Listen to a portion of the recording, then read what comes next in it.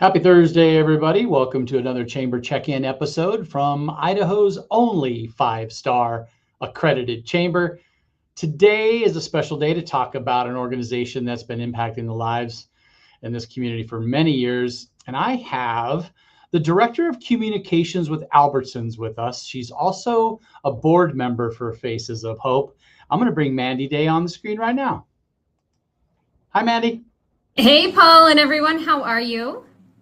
Hey, I'm terrific. It's a spring snowy day out there. Isn't it though? It's even going sideways. I've always thought we just need to shift our months to match our weather. So it really should be March right now, I think. I think so. Yeah, we had spring and now we're having winter. Welcome to Idaho. Oh. Mandy, we were visiting a little bit before we went live today about our past and where we met over 15 years ago, and then kind of our paths, that how they have aligned through grocery retail over the years. And I'm so glad that you're now the communications director there with Albertsons. Today we're talking about Faces of Hope, and just give us a little bit of your background and history and how you landed with Faces. I will. So, as we were talking, 15 years knowing each other, started with Safeway actually in 2006 in the Pleasanton area. Moved out here in 2011 and got into the mortgage industry when Albertsons went Super Value, and then came back to Albertsons. And along my journey, as you know, we meet some incredible folks and individuals, and I am always one to get involved in the community. And that's when I ran into Faces of Hope, and it sang to me. And I've been involved with them in one way or another ever since, and joined the board in 2022. Awesome. I've been with the chamber for a long time now, and I remember when the building on 6th Street and Myrtle came to fruition, where they joined forces so they could have easier access for support. And I remember when I think it was Bay Black, I think it was CEO at the time, loved that, having that access to resources immediately, right, for those that are impacted. And I thought that was really cool. And then here we are now, 14 years later, looking at it from a different lens. For those that don't know, Mandy, tell us a little bit about the origin story of Faces of Hope. Absolutely. So Faces of Hope is a nonprofit here in the Treasure Valley that supports men, women, and children impacted by domestic violence, sexual assault, child abuse, and stalking. We're really built around one core idea, and that's when somebody's in crisis, we don't want them to have to navigate the system alone. So we provide that wraparound service through one door. We originally started in 2006, as you had mentioned, at the Faces Family Justice Center, created by Ada County under Prosecutor Greg Bauer, with Gene Fisher, who envisioned a place where people could go for help. And in 2016, our board recognized that survivors needed more immediate hands-on support, things like emergency counseling, housing help, and legal advice. And guidance. And that's when we became Faces of Hope and shifted into a nonprofit model focused on wraparound services. Since then, we've really grown into what we always hoped to be, and that's a place where people can come and get help right away with no wait list. I didn't realize it started in 2006. Is this a national organization, or is this a Boise? It's local. It is Boise Community, Treasure Valley. Yes. Okay. And we've since been able to open another second location in Meridian. So now we have two locations, both Boise and Meridian, because unfortunately the demand has continued to grow. And having two locations has really helped be more accessible and easier to reach for people in moments of crisis, because one of the reasons people don't go is because their abuser is tracking them, whether it be their miles or their time away from home. And that proximity is really important so that we can access more of the Treasure Valley. It's one of those double-edged swords, right? You don't want to have the service, but then it's nice to have it when you do need it. 100%. We talked a little bit about as we were getting prepared for this broadcast about the impact and how many folks have been positively impacted and that reach. Tell us a little bit about that. Absolutely. So since becoming Faces of Hope in 2016, we've served over 7,943 individuals in the community. And in 2025 alone, we supported 2,226 men, women, and children. On a typical day, we'll see about 20 people, and about 5 are new clients that are walking through our door for the first time that day. So the need is real. Fortunately, people are finding us. Now that we've got that second location, we can absolutely be there when somebody walks in to meet them where they're at or offer that short-term counseling. That started in 2018. The free legal support is a big deal. As you can imagine, it's a tough system to navigate. And through our partnership with the University of Idaho, their law students help provide legal services, free legal services, which both support survivors and train the next generation of advocates, which is a really great need in the community as well. We added case management in 2021. So clients have somebody walking alongside them, providing support the entire way. And we help with safety planning, emergency housing, basic needs, some leave with nothing, and connection to the community resources that are available here in the Treasure Valley. When a person finds the courage to reach out to Faces of Hope and is fed up with the situation that they're in, how do they connect, and what do they experience when they walk through the front doors? You know, you may not know this, but sometimes it can take up to 7 times for someone to leave their abuser.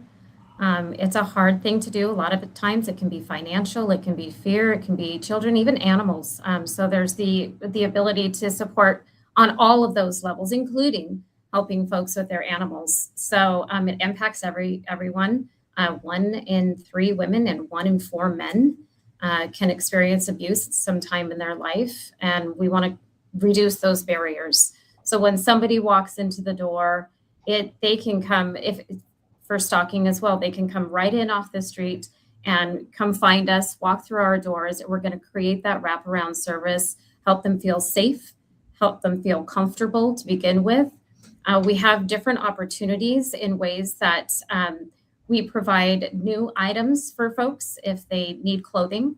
Some either have left with nothing or have not been allowed to shop for anything for themselves for many years. So they don't have a lot of the regular things you and I don't even think about on a daily basis. They also provide toiletries, diapers, feminine products. And I find this to be a really interesting take on it. Faces of Hope always tries to give them full size products of these sorts versus travel, so that they think permanently and not temporarily in their situation. And there's, whether it be, they even have yoga. If you're super stressed out and you need some yoga, right? Just something to take the edge off. You bring your children, there's folks there to help play with, and doll houses to play with at the center, whatever it is that survivor needs to continue their journey away. Provide emergency housing through undisclosed hotels that we partner with, gas cards, food cards, emergency phones, and in that emergency plan, if they need to go back, there's different ways that we can provide toiletries for them to go back. And in one of those things, maybe there's an emergency phone, and that emergency phone is hidden so that it's not found, it's not tracked, and that person can take that if they ever need to find an escape plan. Yeah, there's just a total welcoming atmosphere. 100%. And an understanding that it's hard and that the journey is hard to begin, much less to make your way through. And we're here for them when they're ready, how they're ready, to meet them where they're at. Hey, how's all this funded, Mandy? It's a great question by the community. So fortunately, all of this is provided to our clients free of charge. They're the counseling, the legal guidance, being there for them, preparing them for court as they move away from the abuse. So because of the support of the community, that makes it possible for us to be able to provide all of these services, clothing, product, service, all of it free of charge for the client. There's a lot of different ways that the community can lean in. We have a gala that's coming up. We call it Faces of Courage, and it's happening April 30th, so just a couple weeks from today. And tickets are on sale until the 20th, but it's coming up fast. And this year we have a really interesting story many may have heard of. It's a Netflix special. It's the parents and step-parents of Gabby Petito, and they'll be our keynote speaker. Unfortunately, Gabby was not a survivor story. Her fiance, it was the van life, and her fiance took her life along their journeys. And so the family is coming here to help us understand their survival part after something like that happens, as well as red flags to look for. How do you know if something is going on? How can you look beyond what might be the facade of somebody trying to just get through a situation? So it's going to be a really powerful night. And then we'll also highlight a local survivor, because it is local as well. And we have a super brave and wonderful, strong local survivor who will be joining us on stage as well to tell her story. So outside of that, though, we're always looking for volunteers. We love to have volunteers, different events throughout the year. And you can make and donate blankets. As you can imagine, that's a real comfort. You can donate those new clothes to Hope's Closet. We call it Hope's Closet, where they can have new items for themselves. They can donate any of those full-size and diapers and health products, feminine products. And simply being an ambassador is incredibly helpful, because you never know who you might be talking to that could be concerned about something like this or looking for a way out. And you may have just been able to give them that answer that they've been looking for that can change or even save their life. April 30th, the Boise Center. Faces of Courage Benefit Gala. Yes, a night to remember.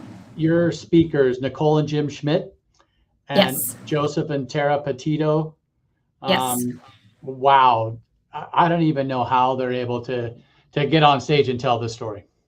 Agreed. And it's because they want to make sure that it doesn't happen to someone else. And that awareness is huge. There could be clues that are being dropped in your lap and you wouldn't even know. They're going to help us understand what those look like. For listeners, we have the Faces of Hope, idaho.org, scrolling at the bottom of the screen. There's so much information on your beautiful website, Mandy. The 2 locations to serve, what to expect, all the different support services and classes.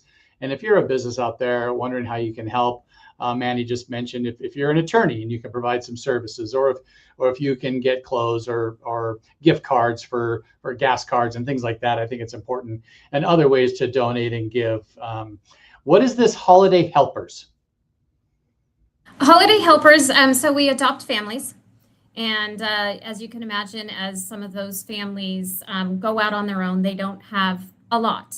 And we want to make sure sometimes it's because of the children that people don't leave. And when they finally have the opportunity to, we want to make sure that those children are felt loved and cared for. We want those parents to feel like they can continue to always be there and provide for their children. So we help with that, ensuring that there's no hiccup for them as the holidays come and throughout the year, to find ways to continue to celebrate life and celebrate those special occasions as a family, so that they can stay strong and confident in their journey forward. I love it. And Holiday Helpers can then donate gifts and be there to help wrap them. It's a pretty powerful time. It's a long road, right? It is a long road, and it's a continuous road. And Faces is there to help along the way. And that the friendships are created and bonds are created. And, sometime down the road, we've even had survivors that have come back and now they're able to give back. And it's a pretty powerful message when you've been able to get somebody to that part of the journey. Mandy, I want to thank you for your commitment to this organization, your daily work in and out in the community, as well with our friendship and your investment here with the Chamber. Well, Paul, thank you so much for the opportunity. Thank you to you. Thank you to the Chamber, to those who are listening and watching. Thank you for tuning in.